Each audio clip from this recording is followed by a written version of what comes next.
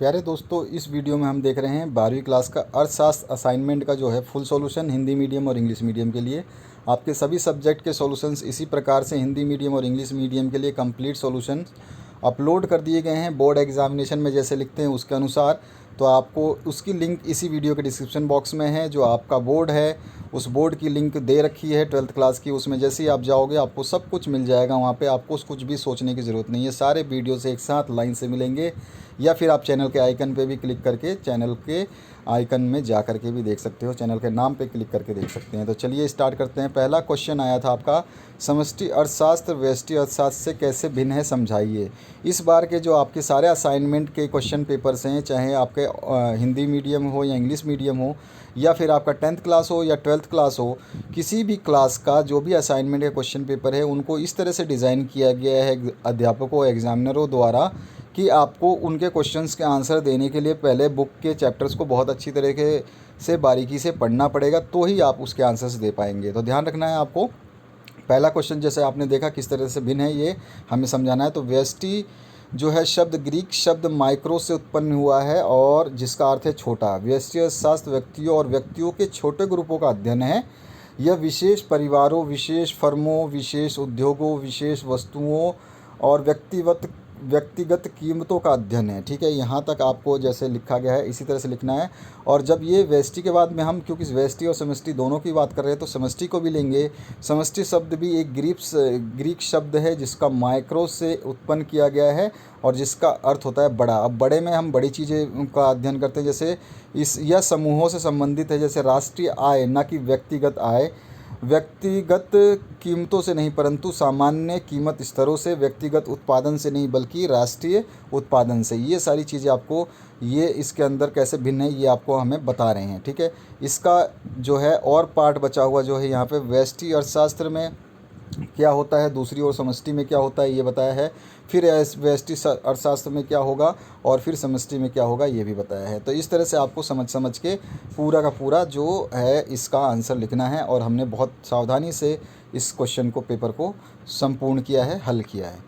हमारे जो question papers जो सॉल्व होते हैं वो बहुत ही सावधानी से बोर्ड एग्जामिनेशंस को देखते हुए तैयार किए जाते हैं, ना कि किसी भी जगह से ले करके उठा करके चेपा हुआ, ऐसा कुछ भी नहीं है। और पूरे सॉल्यूशंस बड़े बड़े जो बुक्स हैं आपकी उनके द्वारा यहाँ पे बनाया जाता है। तो यहाँ पर ये है इसका इंग्लिश वर्जन, जो ग्रीक वर्ड है मैक्रोस विच मीन्स स्मॉल और the purpose of macro economics, उसके बाद में अदर हैंड में objective of micro economics macro economics दोनों को दिया गया है। इन दोनों को कैसे कैसे डिस्टिंग्विश करना है, इन दोनों में क्या अंतर है, कैसे ये अंतर लेके चलते हैं, इनके बारे में यहाँ पे बताया गया है। तो इस वीडियो को पॉज करके आराम से स्क्रीनशॉट ले सकते हैं या वीडियो को पॉज करके एक बार पढ़ लें, पहले आपको समझ में आना चाहिए, उसके बाद में आप इसको आंसर्स को उतारेंगे अपने असाइनमेंट के लिए। आते हैं दूसरे क्वेश्चन की तरफ। विभिन्न अर्थव्यवस्थाओं में केंद्रीय समस्याओं का समाधान कैसे होता है। तो विभिन्न अर्थव्यवस्थाएं जो हैं वो आपकी 3 हैं, जिसमें पूंजीवादी अर्थव्यवस्था है, एक सामाजिक अर्थव्यवस्था है, एक मिश्रित अर्थव्यवस्था है।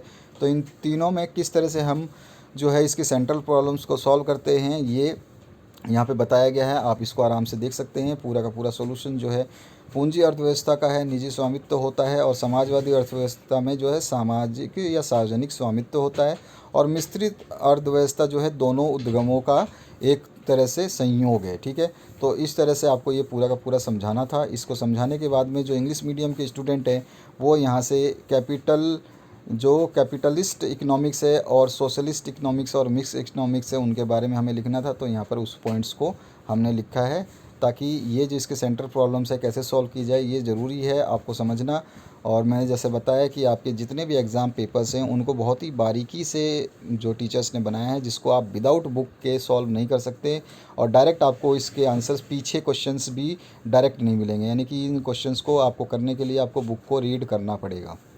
क्वेश्चन नंबर 3 की तरफ चलते हैं, जिसमें आपसे पूछा गया है उत्पादन संभावना वक्र से आप क्या समझते हैं। इस वक्र के प्रयोग से केंद्रीय समस्या क्या उत्पाद करें को स्पष्ट करना है। तो सबसे पहले तो आप समझते हैं कि ये उत्पादन संभावना वक्र क्या होता है, इसको हमें समझा देना है। तो ये हमें समझाने के लिए एक डेफिनेशन लिखनी होगी। उसके बाद में क्या उत्पाद करें, ये जो है इसकी जो केंद्रीय समस्या है इसको हमें समझाना होगा। तो ये कर्व की मदद से ही समझाएंगे इस वक्र की मदद से ही समझाएंगे। तो यहाँ पर आप इस तरह से पहले तो ये सारा का सारा जो है इस वक्र जो यहाँ पे नीचे डायग्राम दिया है उसी के हिसाब से लिखा गया है। तो आप इस वीडियो का स्क्रीनशॉट ले सकते हैं और जो आपको डायग्राम बनाना है वो कुछ इस तरह से बना करके समझा देना है। ये आपका कोई टैंक है, जो यहाँ पर ये आपका टैंक है और ये गेहूँ है कई टन में है और ये टैंक है 1000 लीटर वगैरह में आप बोल सकते हैं इस तरह से।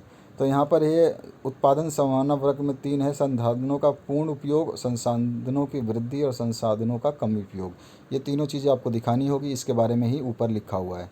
तो व्हाट टू प्रोड्यूस का जो इंग्लिश वर्जन है वो यहाँ पे दे दिया गया है। उसमें आपका जो है प्रोडक्शन पॉसिबिलिटी कर्व यानी PPC जो है वो आपको दिखाना होगा। तो इस तरह से आप देख सकते हैं पूरा का पूरा जो इक्वेशन या सॉल्यूशन बोल सकते हैं आप, पूर्ण रूप से सटीक तरीके से किया गया ताकि आपको कोई दिक्कत ना हो। तो आप इस तरह से पूरा का पूरा देख सकते हैं आंसर्स को। ये आंसर इसी तरह से आपको करने हैं, ठीक है। ये पूरा का पूरा जो वक्र है, चित्र है, इसको आपको इसी तरह से बनाना है ताकि ये लाख में है, जो गेहूँ उत्पादन है ये लाखों में है, लाखों टन में, और ये 1000 में है। टैंक्स नंबर ऑफ टैंक्स बनते हैं, जो आपके टैंक होते हैं जिसमें इनको स्टोर करना है, उनके बीच में इसको समझाया गया। उसके बाद में एक उदाहरण की सहायता से अवसर लागत की अवधारणा को आपको स्पष्ट करना है, concept of opportunity cost with example. तो सबसे पहले देखिए, आप किसी भी अर्थव्यवस्था में जो उत्पादन है ना, वो उत्पादन के साधन जो है सीमित होती हैं और उन साधनों का जो है हमें किसी वस्तु का उत्पादन बढ़ाने के लिए दूसरी वस्तु को त्याग करने का निर्णय लेना पड़ता है। उसके बीच में जो रिलेशंस होते हैं उसी को हम जो है अवसर लागत कहते हैं। अर्थशास्त्र में अगर हम बात करें तो दृष्टि से किसी एक वस्तु की अतिरिक्त मात्रा की अवसर लागत दूसरे वस्तु की त्याग की मात्रा होती है। सिंपल सा है टर्म्स, इसको ऐसे बोल सकते हैं, ठीक है। अब इसको हम समझाने के लिए बात करें तो पूर्ण रूप से मैंने एक एक लाइन बड़े समझदारी से और पूरे बुक को एकदम कहते हैं कि कीड़े की तरह चाटने के बाद मैंने इसको आंसर को लिखा है, ठीक है। कोल के अनुसार क्या है ये भी मैंने इसमें लिख दिया है और उसी का इंग्लिश वर्जन आप यहाँ पे देख सकते हैं। जो इंग्लिश मीडियम के स्टूडेंट है वो इकोनॉमी के कैसे, जैसे ये आपका जो अवसर लागत है ये आपका कैसे काम करता है, ये अपॉर्चुनिटी ऑफ कॉस्ट क्या होता है, इसको कैसे समझाना है हमें एक एग्जाम्पल के थ्रू। तो इसको आपको एग्जाम्पल के थ्रू समझाना है। एग्जाम्पल क्या है इसमें, मान लो कि कोई एक ड्राइवर है और वो जो है जीप चला सकता है या बस चला सकता है, तो वो एक टाइम में वो जीप ही चला सकता है या बस ही चला सकता है, यानी कि उसको एक चीज़ को छोड़ करके दूसरी चीज़ को चलाना होगा। तो यही जो है उसका सिंपल सा हम एग्जाम्पल के थ्रू समझा सकते हैं। आगे बढ़ते हैं 5वें क्वेश्चन की तरफ, जो है सीमांत अवसर लागत, इसके बढ़ने के कारण जो है आपको बताना है। मार्जिनल अपॉर्चुनिटी कॉस्ट, तो सबसे पहले सीमांत अवसर लागत क्या है ये हम बता देंगे। यहाँ पर इंग्लिश मीडियम और हिंदी मीडियम के लिए लिखा हुआ है, आप आंसर को आराम से देख लीजिए, बिल्कुल आराम से। आप जब पढ़ेंगे तो आपको इतना आनंद आएगा, बोलेंगे वाह कितना आराम से सोल्यूशन है, ईजी। अगर ऐसे सोल्यूशंस मिल जाए तो आप बोर्ड में 100 आउट ऑफ 100 स्कोर कर सकते हैं। तो यहाँ पर है इसके सीमांत अवसर बढ़ने के कारण क्या हो सकते हैं। तो यहाँ पर हम दो कारण जो है मानते हैं इसके में, एक असीमित आवश्यकताएं और दूसरा सीमित या दुर्लभ साधन।